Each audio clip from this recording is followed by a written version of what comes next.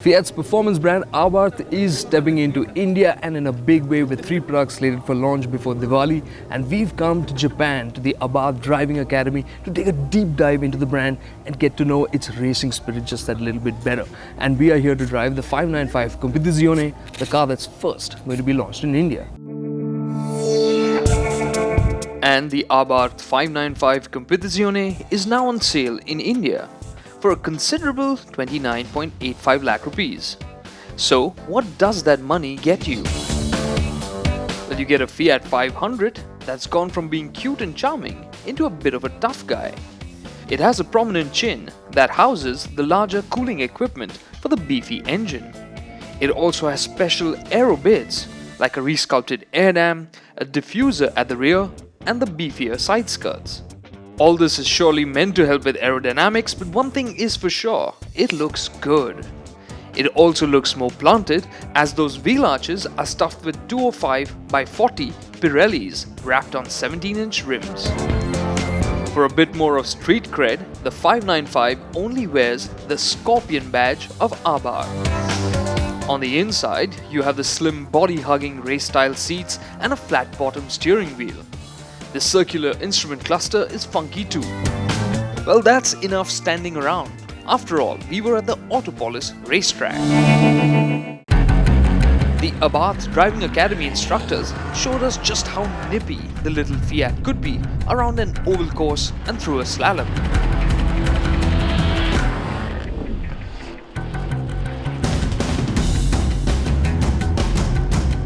Then it was our turn, and it was clear that the 595 had lots of grip.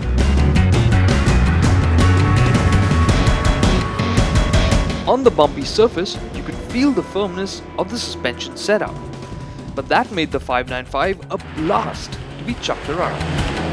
Even then, I felt a bit disconnected from the experience as the electric steering felt a bit dull and vague. Next was a tight little circuit to test the Abarth at a slightly faster pace.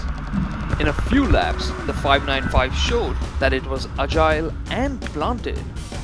The wet and cold conditions made the going tricky, but still the 595 impressed with its composure. The 1368cc turbocharged engine offers 158 bhp and 23.4 kilograms of torque. It is plenty gutsy. And in sport mode, the Abarth gives you the full punch of the torque and feels even more responsive to throttle inputs. But to see just how good it would be for everyday use, we headed off the track. Well, we are out of the track, we're on the public roads, and for that, I've got with me here the 595 Competizione Automatic. The transmission here is a robotized manual, so it's essentially the same gearbox, but it's been automated. And that's a bit of a problem because it's not the quickest gearbox. So while the engine was punchy, the gearbox was letting it down. So when you're going for an upshift, there's that bit of a pause, then the gear changes and then the power comes on. So the issue is that the gearbox isn't quick and that saps the fun out of the motor.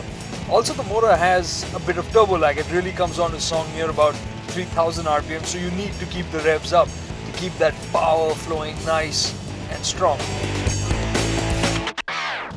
So as a road car, this might be, well, a little compromise. Although it is fun to drive, and yes, it is cheaper than a Mini Cooper S, the Abarth 595 Competizione will be hard-pressed to match the driving finesse of the larger and more powerful Mini Cooper S on normal days and on fun days. The 595 Competizione's promise of big grin motoring is only partly fulfilled, but such is its charm that you never feel upset. You just feel disappointed, thinking about what it could have been.